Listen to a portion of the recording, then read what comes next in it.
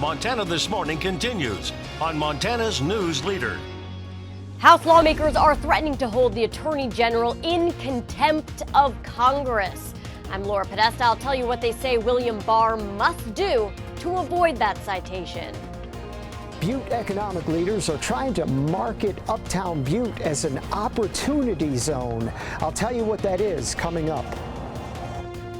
Just ahead of 6:30 on this Friday, Chet Lehman with you here. Missy O'Malley is off today. Matt Elwell has our weekend forecast in a moment. Our top story coming from Washington. President Trump fired off a pair of tweets last night saying Republicans and Democrats must come together for the good of the American people and drop the investigations into him and the Mueller report. But the social media activity is unlikely to stop House Democrats, who are also getting closer to filing a contempt citation against the Attorney General. CBS's Laura Podesta has the latest. Hours after Attorney General William Barr bucked a congressional hearing on the Mueller report, It's done. President Trump told Fox News he doesn't want his aides testifying either. Nobody has ever done what I've done. I've given total transparency. It's never happened before like this. House Democrats are ready to hold Barr in contempt after the Justice Department missed a subpoena deadline to release the unredacted Mueller report. We can start imposing fines on that person. In the past, they had a house jail. I don't think we're going to go that far, but courts have upheld that as well. One Democrat mocked Barr's absence yesterday by feasting from a bucket of KFC and placing a plastic chicken in front of his seat. Republicans were not amused. We're not getting that opportunity today because the stunt and the circus continues over here.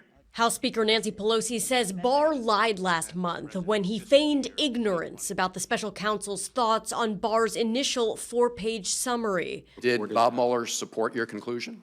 I don't know whether Bob Mueller supported my conclusion. When Barr made those comments in April, Mueller had already sent him a letter complaining that Barr's memo did not fully capture the findings of the report. He lied to Congress. If anybody else did that, it would be considered a crime. The Justice Department called Pelosi's remarks reckless, irresponsible, and false. Laura Podesta, CBS News. Now, Barr decided not to appear before the House Judiciary Committee Thursday after a decision to allow staff counsel to question him alongside committee members. 6:31 now, meteorologist Matt Elwell joins us. A little brisk this morning, but it sounds like encouragement as we head towards the weekend. I think this is going to be a pretty nice day today, and it's only going to get better as we get into the weekend, at least with temperatures, if you want to spend some time outdoors. A little breezy at times today. That may be our biggest drawback. We're not looking at showers. We're looking at plenty of sunshine. Temperatures building back into the mid-60s for the afternoon. You can see we're going to be pretty close to average across the area. We do have some warmer temperatures for the weekend and another slight cool down heading into next week. That may also include a few showers. We're going to break it all down for you coming up here in about 10 minutes. Thank you, Matt. It is now 6:32 on this Friday. Our top local story, a man is dead after his car went off the road near Belgrade early yesterday morning. The Montana Highway Patrol says 67-year-old Robert Melson of Belgrade, traveling southbound on Jackrabbit Lane near the intersection of Cameron Bridge Road, when his vehicle drifted off the road and into a ditch. The car then rolled. Troopers say he was wearing a seatbelt. A medical condition was the cause of that crash. Trooper Brad Moore says another deadly accident happening just the night before on Interstate 90 on the other side of Belgrade. It's hard on responders. This driver, male driver, was wearing a seatbelt. Didn't look like there were any significant signs of trauma, so seatbelts make a big difference out here. It's hard on our guys and gals and all our first responders to be dealing with this stuff for sure. Yeah, there's no doubt about that. Troopers say no one else was involved in that crash on Jackrabbit Lane. In other news, several bars and restaurants at the private Yellowstone Club at Big Sky are facing multiple liquor license violations. State revenue officials are proposing to revoke those licenses. Documents filed last month say 2 of the establishments have been serving alcohol without a license and hid the alcohol in a nearby parking garage when a state inspector examined the premises in January. The inspector was tipped off a week later, returned to find a fully stocked bar.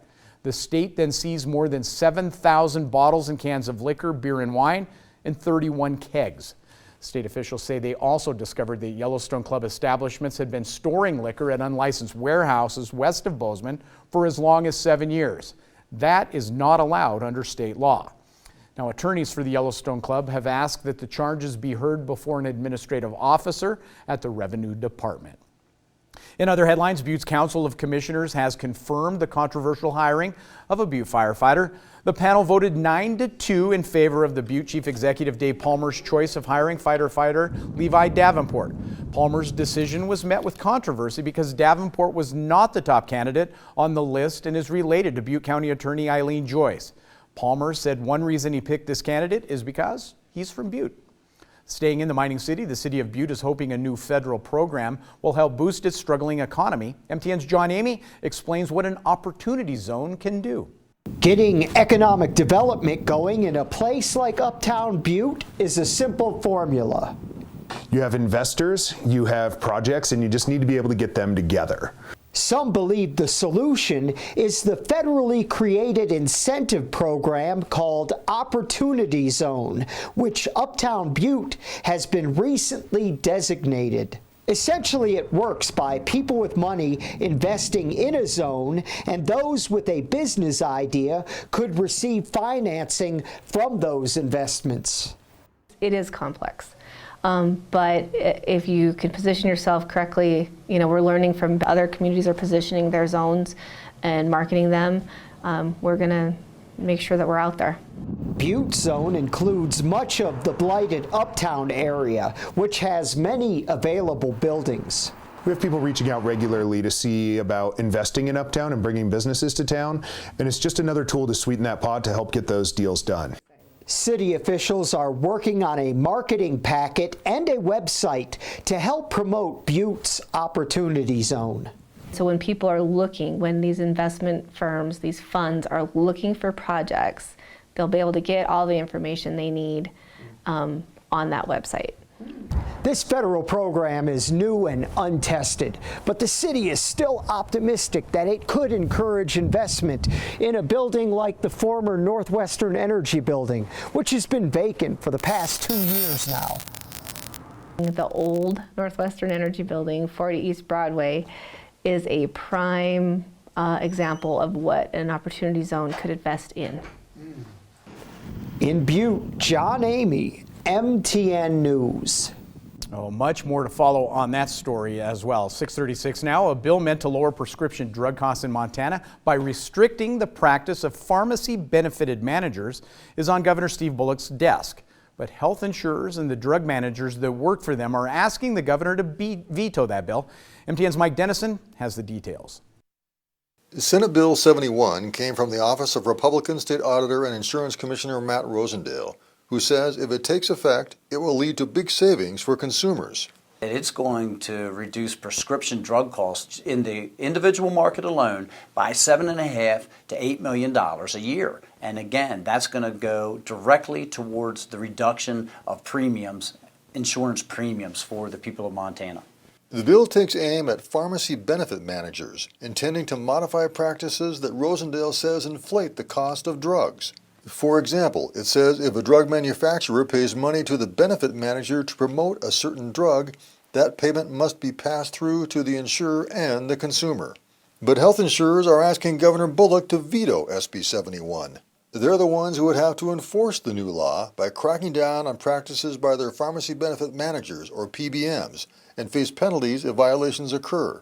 One smaller health insurer, the Montana Health Co-op, says that's not only a huge regulatory cost, but that the requirements of the bill may not even be workable. Rosendale, for one, isn't sympathetic. And they contract with these PBMs. And so now they have to make sure that those contracts direct all of those additional revenue sources directly back through so that the consumer gets the benefit of that. Rosendale says he's hopeful Bullock, a Democrat, will sign SB 71. But the measure also has some political baggage. Rosendale could be seeking higher office next year, and the sponsor, Republican State Senator Al Oshesky, is already running for governor.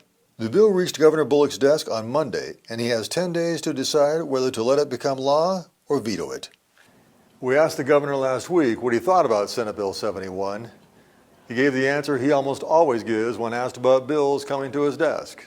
I'll take a look at it and decide. Reporting from Helena, Mike Dennison, MTN News. By the way, that bill passed the legislature by a relatively wide margin. Back here in the Gallen Valley, Bozeman's tap water has caught national attention. Before now, it has another shot at doing it again. For the third year in a row, Bozeman's high-quality tap water won the Montana section of the American Water Works Association taste test, beating out the city of Missoula. The process puts the drinking water from Bozeman in the hands of judges who blindly taste and test the water in other ways to choose which is best. Bozeman Water and Sewer Superintendent John Alston says Big Sky won nationally once before, so he hopes it's Bozeman's turn. We have very good high-quality water before it even hits the plant. And we've spent a lot of money, as you well know, to build this plant up here at Sourdough, and it does a great job. The staff does an awesome job. Now a sample of Bozeman water will now head to Denver, Colorado, where the national portion of the testing will take place on June 11th. Also, a former Butte resident Navy fighter pilot will be commencement speaker at Montana Tech's graduation ceremony on Saturday. Sarah C. Rhodes will address Montana Tech's 119th graduating class at the Butte Civic Center. Rhodes is the director of Amazon Air in the United Kingdom. She's a former Navy fighter pilot, was involved in 37 combat missions in support of Iraqi freedom, Operation Iraqi Freedom. That ceremony begins at 11 o'clock Saturday morning. We're going to take a quick break.